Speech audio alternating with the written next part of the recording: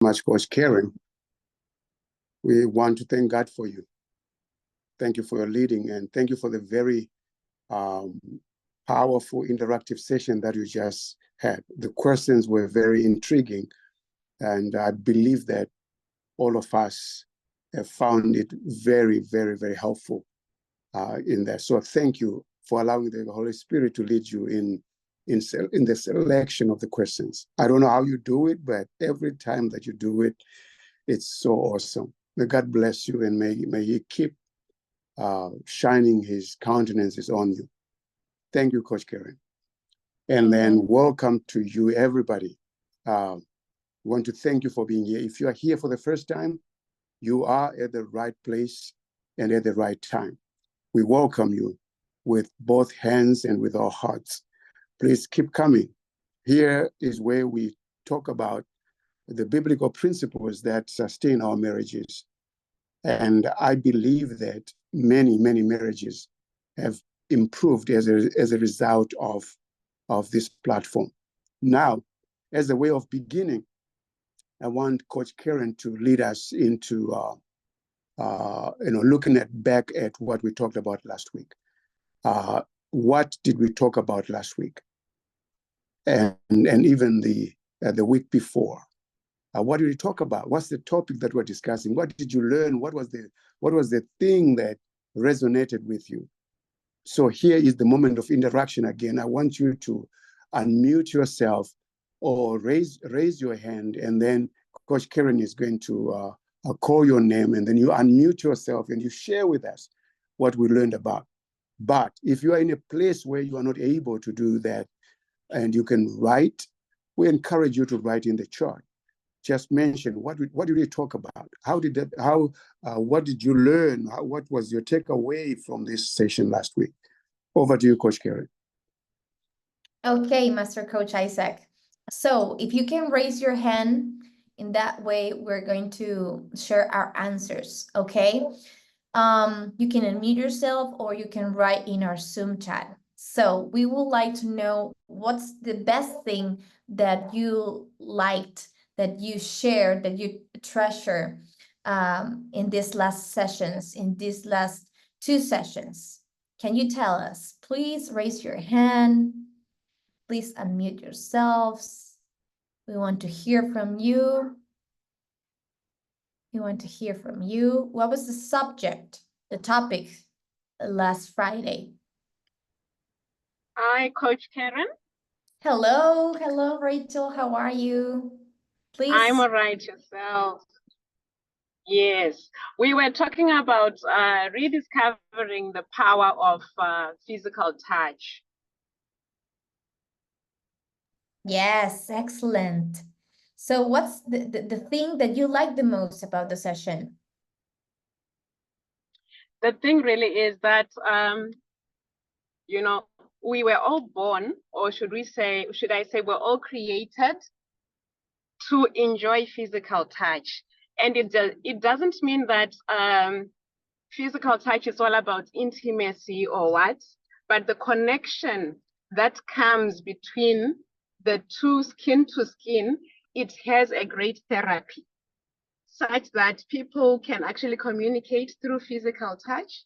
It can be just a pat on somebody's back, or maybe as you are driving, that close, whatever, squeeze in your hands, it does communicate something.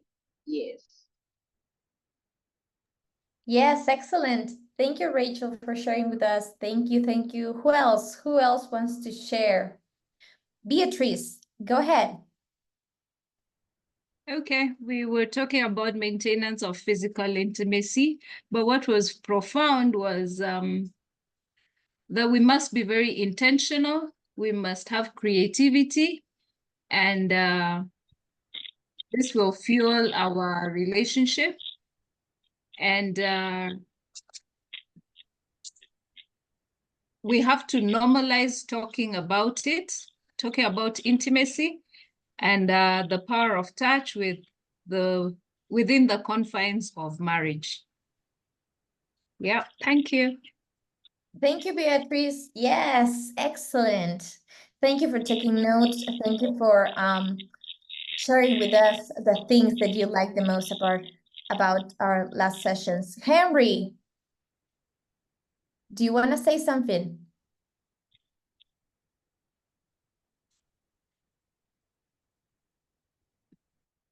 Okay, who else? Is there someone else? Come on, just give me one more hand. Raise your hand, please. Who else wants to share?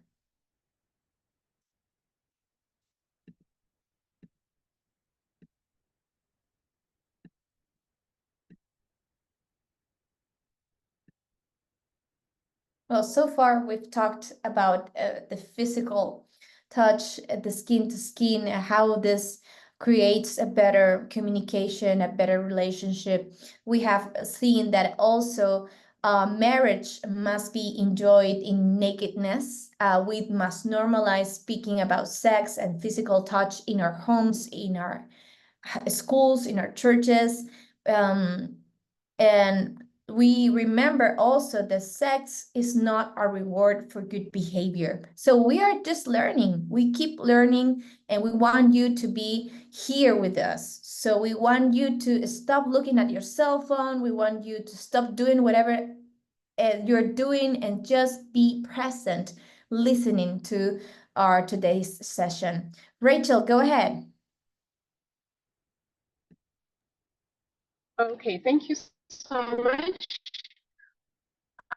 I think the other thing that we need to understand also is that in as much as physical touch is important to everyone, some might find it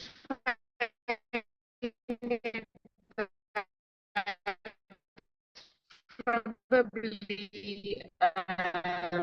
it is not their love language. But I like to sorry, as much as it might be our primary. So hence indeed worthwhile, or maybe to be so intentional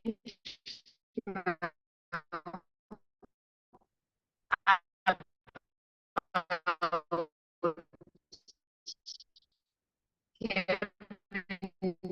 this physical therapy.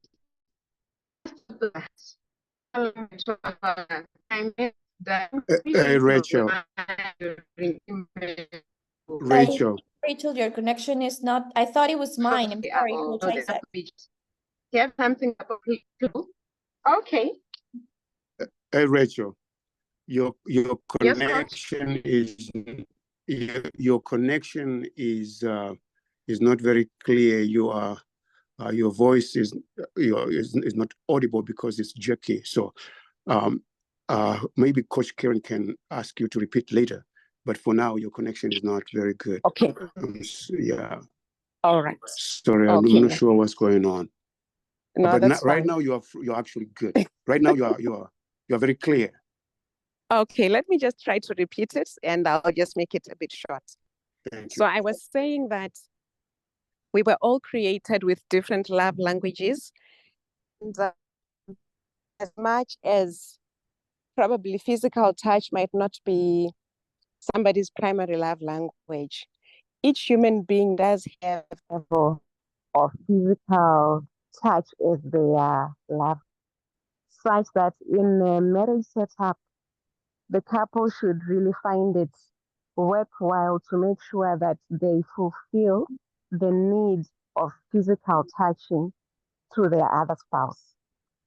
Am I fine this far? Can you hear me? Hello? Yes, we can hear you. Okay, all right. Yes. And then the last part that I was just talking about is usually when we are in intimacy, right? The men, in as much as they don't really take much to be ready, the wife really needs to be prepared, probably for the whole day, for them to be ready at the end of the day, such that at times when you don't communicate like that, you end up making something that was supposed to be so pleasurable ending up being just somebody's pressure that has been released within a few seconds. And then the wife would feel that they have been, they haven't been satisfied. It was just a waste of, time. So let us communicate in the physical touch, and you'd end up knowing that your other half, when they react like this, it means something. Let me just leave the rest for others. Thank you. Thank you, Rachel. Now we can hear you and we understood. Thank you for sharing. I think there's nobody else, Coach Isaac, who wants to share, so you can go ahead. Thank you very much, Coach Karen, for leading us into this interactive. Very, very important what everybody said regarding what we talked about. Everybody, thanks, and thank you, Rachel. You are taking notes, and that is very, very, very good. You are taking notes. Here's what I'm going to do. I am going to ask you to take your note, to take notes. I'm trying to figure out logging into my laptop right now. I've had quite a few struggles since morning, and I'm trying to have that worked out because I need it. But right now I am on my phone. If it doesn't work, then that's fine. We will do without it. But I urge you, take your notebook, take a pen, write some notes. Because the information that we share here is very, very important, like super duper important. So we are talking about rediscovering the power of physical touch. How you can revive your marriage by simply touching, physical touch. How to rekindle your marriage by simply touching. So there are those that learn and go home and practice the things that we talk about. But then there are those who just learn, but don't practice or implement the things that we talk about. I urge you that we don't just become hearers of the word, but doers of it too. Touch cannot happen without intentionality. I mean, you can learn a lot of things about touch, but it won't help your marriage if you don't actually touch and enjoy physical intimacy with your spouse. Therefore, if you were to not only reintroduce touching in your marriage, but if you were to, you as a person, as a spouse, if you were to do your part and initiate it, if you were to actually set aside or put aside your ego and actually go and initiate it, it will actually revolutionize your marriage. It will revolutionize your marriage. It will change it for the better. Your marriage will not become stuck in the rut. The best way to unshackle your marriage from where it is right now is to actually do the work of initiating. What I've seen in my years of counseling and coaching is that both husband and wife wait for the other to initiate. There's there's none who's willing to take the initiative to start the hard work that needs to be done. The husband is saying, I will not start until you do this. The wife is saying also, I will not start until you do X, Y, and Z. But that is what we call immaturity. Marriage requires maturity. Marriage requires two people that are mature enough to say, hey, I am going to be the first to initiate what has not been happening in our marriage. And in this case, we are saying to you and me, one of the best ways to rekindle the flames of your marriage, one of the ways not to make your marriage better is actually to start enjoying physical touch. And last week we talked about the importance of intentionality in the touching, but more importantly, we talked about sex and marriage. That if you have administrative privileges, please let's admit people. There are people waiting to be admitted.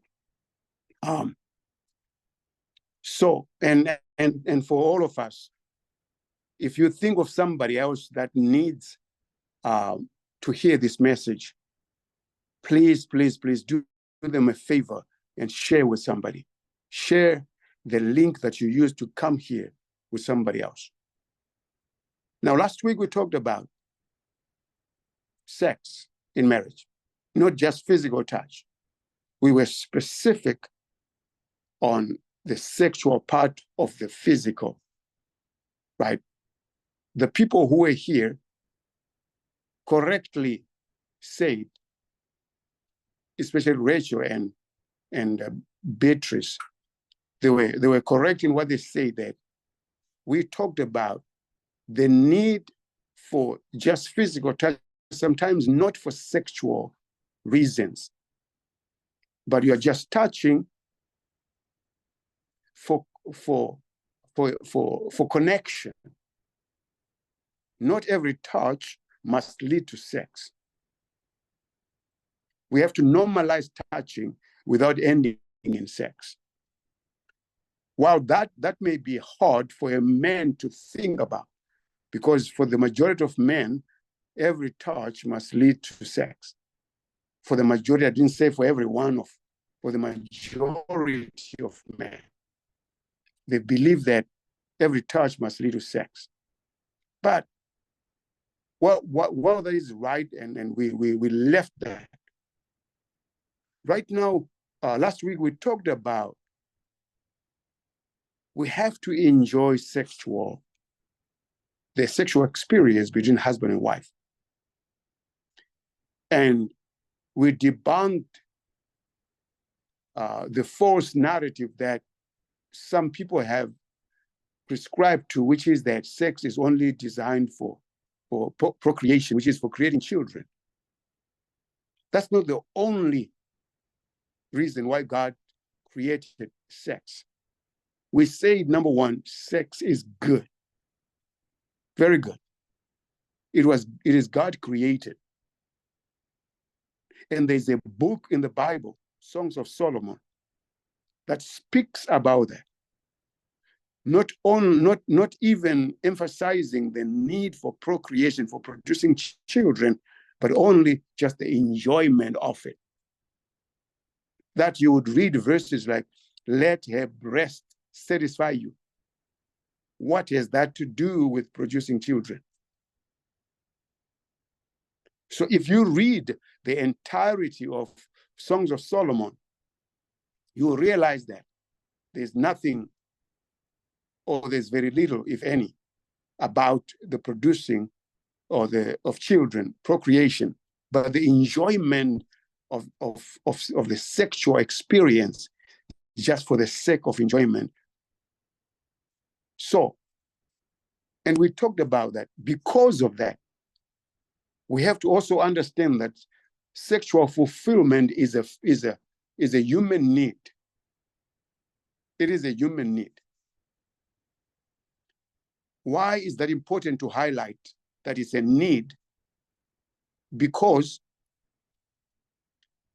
one of the reasons we get married, not the most important, but one of the reasons we get married is so that we can enjoy sexual experience in the confines of marriage. So therefore, if one of the purposes of marriage is so that husband and wife can enjoy sex in the confines of their marriage, and if sex is a need, the Bible says now, do not deprive each other. That's why they're called conjugal rights. We don't deprive each other. The Bible says, except in the case of when husband and wife want to have a sex fast for the sake of prayer. Oh yeah, but there has to be an agreement. You cannot just say, hey, today I just don't want, or this month I don't want. The Bible says, the moment you get married, you have become one body. You have become one physically. You have become one emotionally. You have become one financially. You have become one in everything. Therefore, your body is no longer yours. Your body now belongs to your spouse. So it is wrong to deprive each other. And the Bible is so specific about it. Right?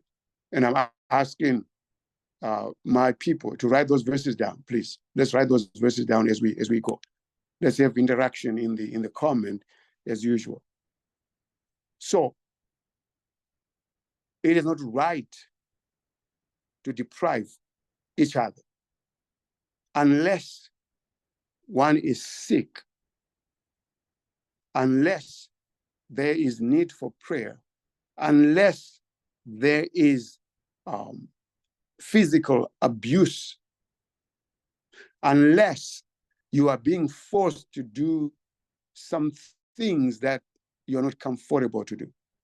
There are some sexual acts that are beyond the normal, and there has to be a conversation on those, and there has to be an agreement on those. You cannot just force the other to do that. But the normal, we cannot deprive each other. You have no right to deprive. Just because you are not happy with what your husband said or did, this is where we say sex is not a what? It's not a reward for good behavior. Please underline that. Sex is not a reward for good behavior. Your spouse is not a dog that you reward with treats. Sex is his and her conjugal right. You don't say, because you have acted in a manner that I like, then I'm going to give it to you. It's not even yours to give as long as you are married. Because you have become one. Therefore, there must be an expectation to give it as often as you have agreed as husband and wife. You have to have a conversation. So we said we must normalize conversations on sex. There are some cultural hindrances here and there, but we are well informed now that while culture is important, but we must grow into normalizing conversations. on things like sex, just like we are talking about right here. We have to have this conversation. Yes, but as husband and wife, they are husband and wife. Imagine, we have never had a conversation on sex, on preferences. How do I prefer it? How often can we have it?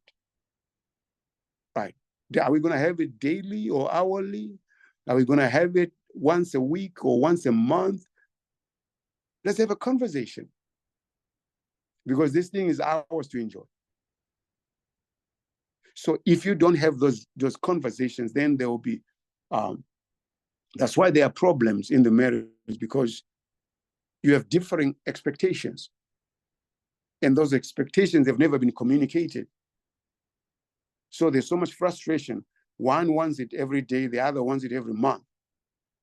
And there has not been a conversation where we meet in the middle, where we hear each other. Why do you want it every month? Why do you want it every day? Can't we have it somewhere in between? Having conversation. And then we talked about there is no one way that is good. The Bible doesn't tell you, hey, do missionary every day. It doesn't. The Bible leaves for husband and wife to be creative about how they're going to do it. There's no right or wrong way. There's no right or wrong place. There's no right or wrong time. Be creative. Be resourceful. Talk. Ask yourself, hey, how do you want us to do this, today? Hey, and you come up with your own way. Maybe there's something that you want to try. There's nothing wrong with that. There's no holy way of doing it. Nothing is stated in the Bible of how you should do it. Be creative. Be creative about the methods and the styles and the positions and the places. Yeah, burn your dinner while you are having it in the kitchen. Spice up. Variety is the spice of life. Right. It must be enjoyable. But you can't enjoy it if you are doing it just the same way every day. Imagine if you're going to get married for 50, 60, 70 years, and you're just doing it the same way. That's why it has become monotonous, because there's no variety of space, of time, it can happen during the day, imagine. We don't have to wait until it's dark. It can happen in the morning, like 9 o'clock. It can happen just before you go to work. Yeah, be late at work while you are doing it. Right. Feedback is also important. Feedback. Underline that. Feedback. Feedback is very important. Right. Have a session where you are sitting down and say, hey, how am I performing? How am I performing? Am I satisfying you? Right. And let's give those answers, those questions, the answers they deserve. Don't lie. Respond honestly, but also carefully. Don't compare. If you have had a sexual experience in the past with other partners, refrain from comparing during the feedback. Right? Don't say, "Oh man, I enjoyed it better with whoever in the past." Don't compare with anybody. Tell him or her what they need to do to improve the experience. Just be candid, but in a nice way. Hey, I'm enjoying very well. You're doing a good job. I love the way you do this. But you are too fast. You finish too fast before I enjoy it. Slow down a little bit. Let's give it time. So it's very, very important to have conversations and give each other feedback. Give each other feedback. Now, we also talked about there are instances where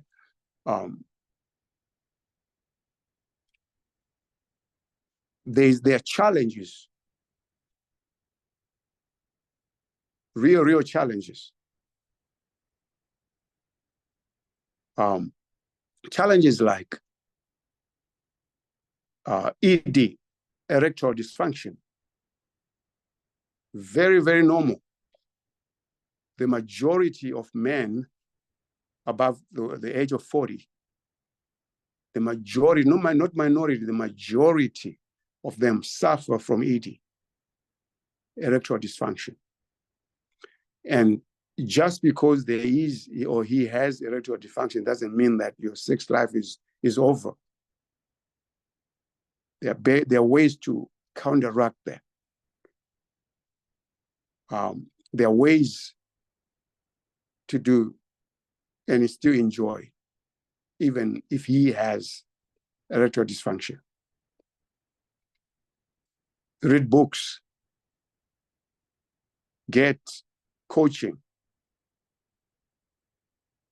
There are some natural remedies for that. There are some medical remedies for that as well.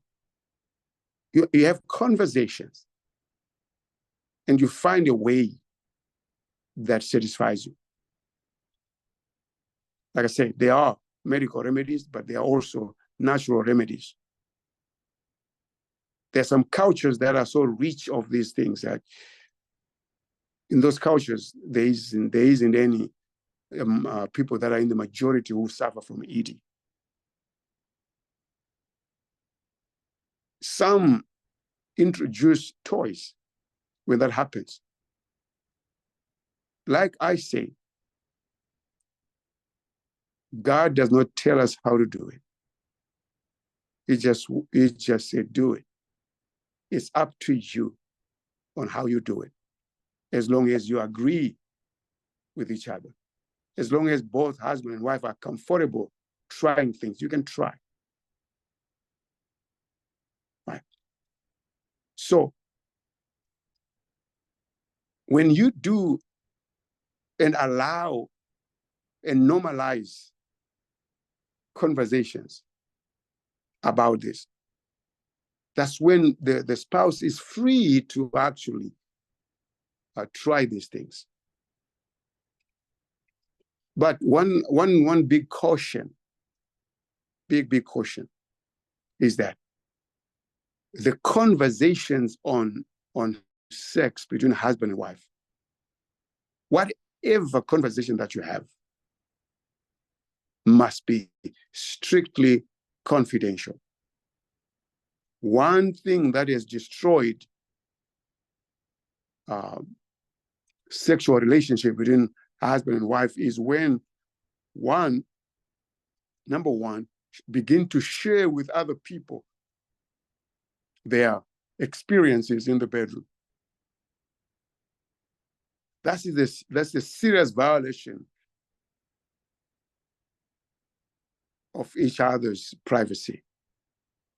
You should never share your sexual experiences with anybody unless you are seeking help from a therapist, counselor, or a coach in the confines of that. That's not a subject for conversation among friends and family. Imagine telling people that, hey, my husband has ED. You are stripping him of dignity. Imagine sharing that hey, my wife, she doesn't perform well. That's strictly stripping her of her dignity. Those are the things that must remain confidential, regardless of how you are tempted to share them. So we have to keep confidentiality about sexual things or private things in the marriage. Have you learned something today? Please type in the chat. Have you learned something? If you have, say yes. Have you learned something from what we've been talking about? Because next week, we are going to be introducing a brand new topic.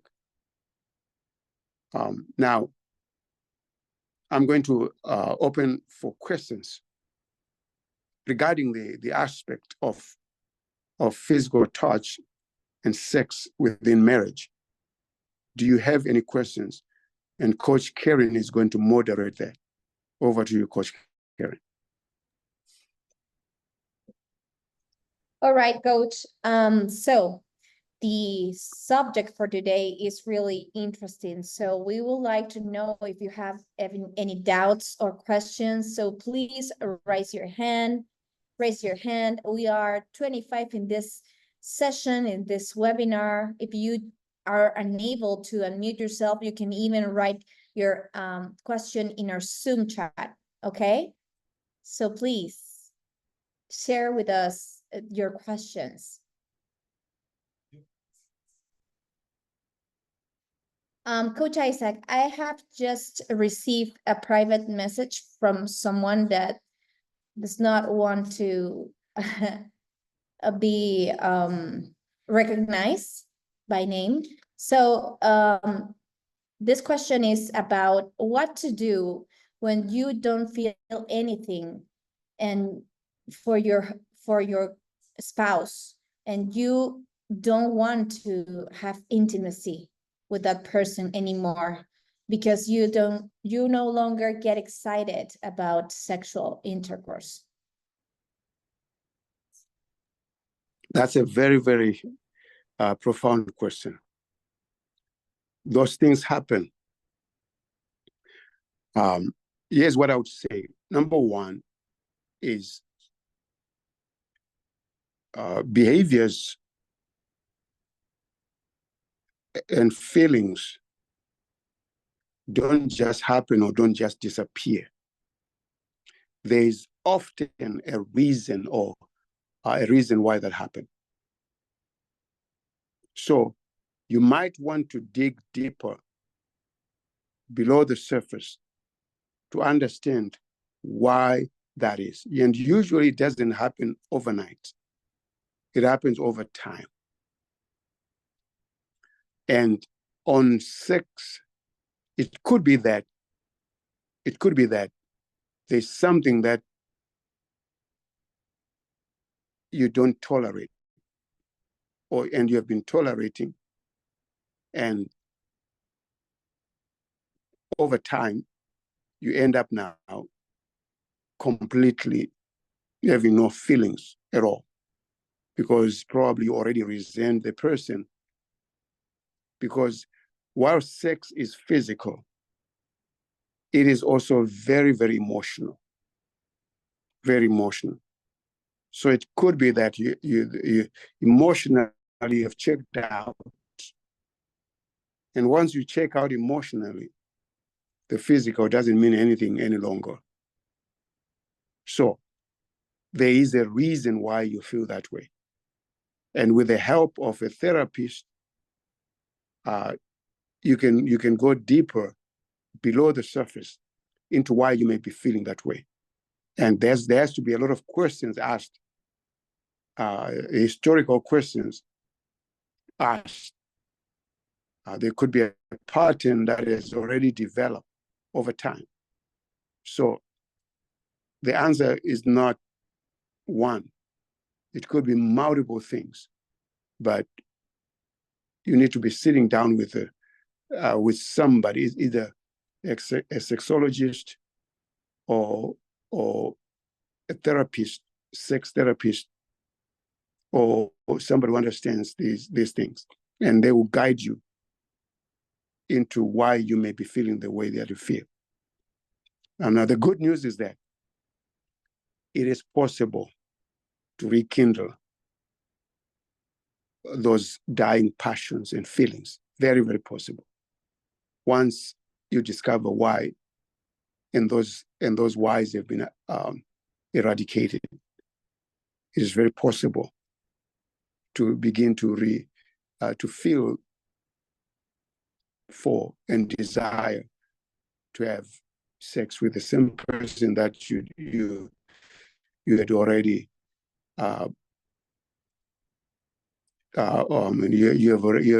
had already realized that there's not a single feeling left in you. It is possible. Thank you for who that person ever was. That was very profound.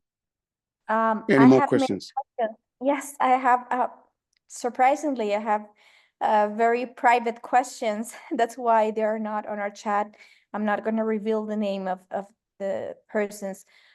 Please go ahead and read them. Here it says, my husband cheated on me and I forgave him, but I don't feel like having sex because I remember that he already slept with someone else, and it makes me feel afraid about getting a disease. And I feel like I have to go slow. Thank you. Profound.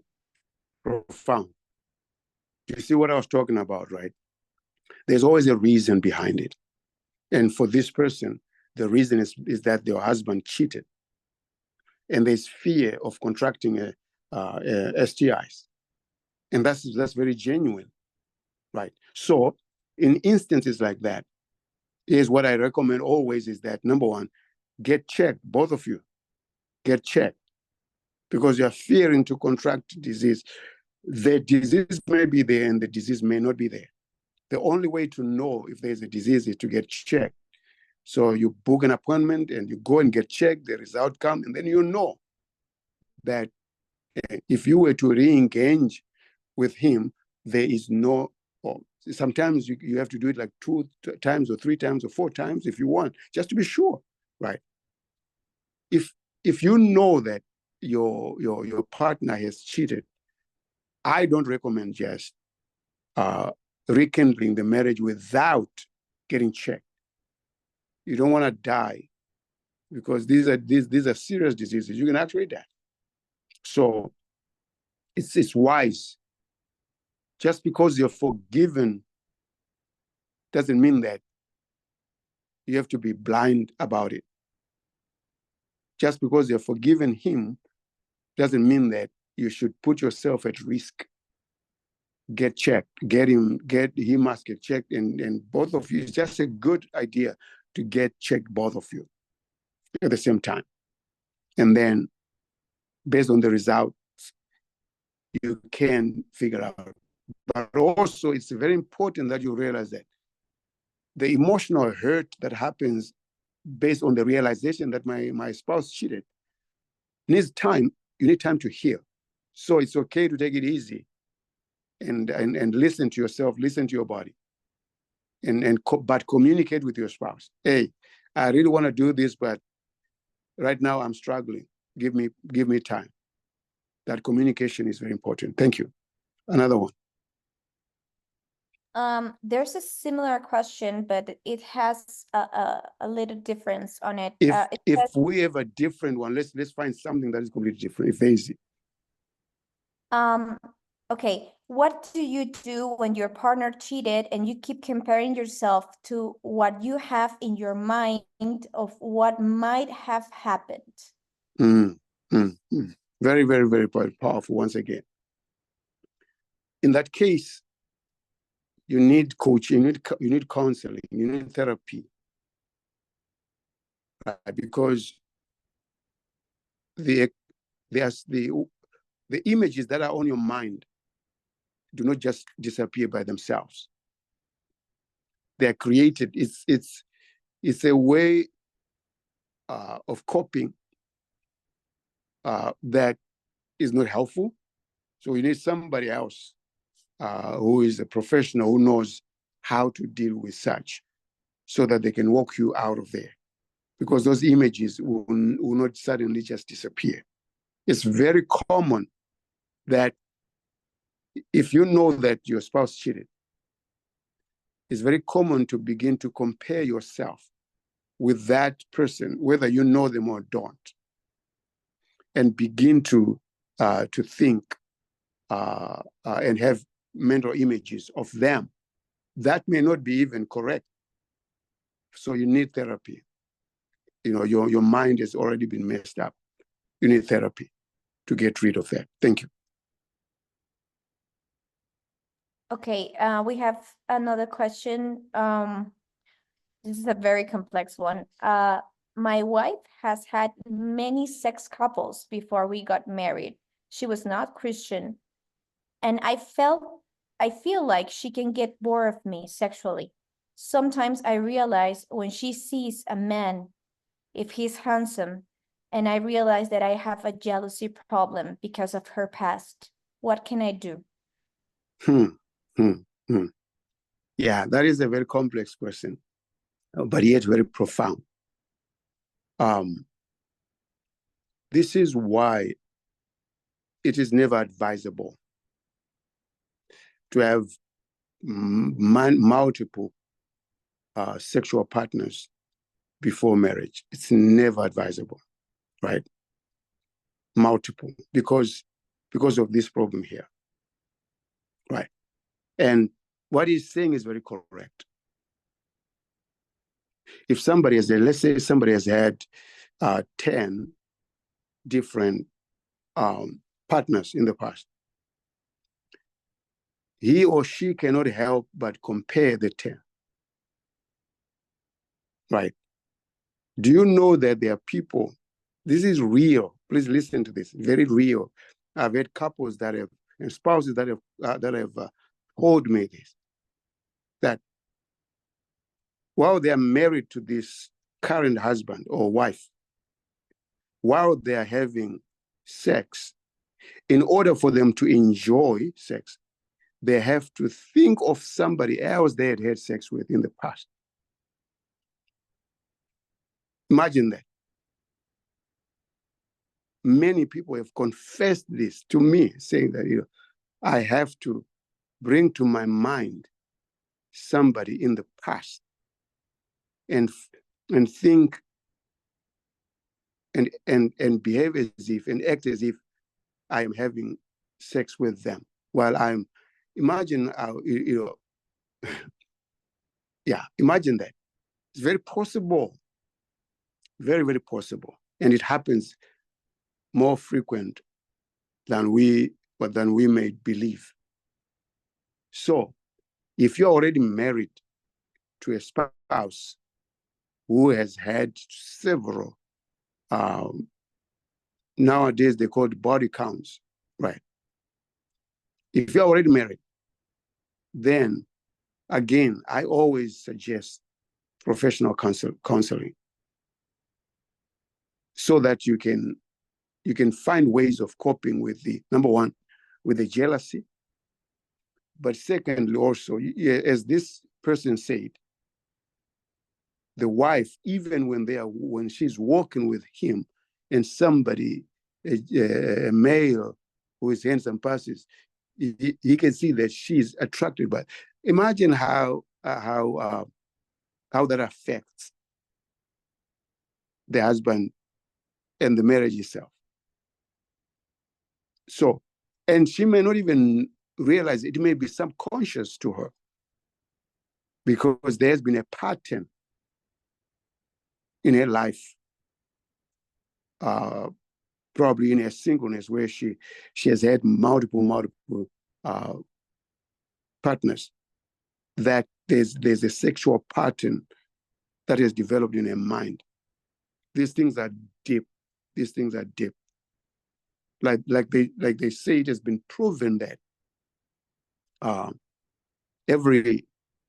especially for the woman, that every man that deposits semen in them, they leave DNA in there, which not only just live, but that DNA becomes part of her. I mean, when God said that the two shall become one, that's how serious it is. Imagine, this has been proven scientifically that you can have multiple DNA in you because of the multiple people that you have had sex with. It's more so with a woman because the man is the one who deposits their DNA in them. Yeah, it's scary, but it's real. So within those many encounters with many people, there's somebody that you can end up connecting more than the others. And you can end up, although you are now in a different relationship or in a different marriage, sexually, you cannot erase that one person, right? So therapy is needed when that happens. Hey, Coach, let's wrap up. If there are more questions,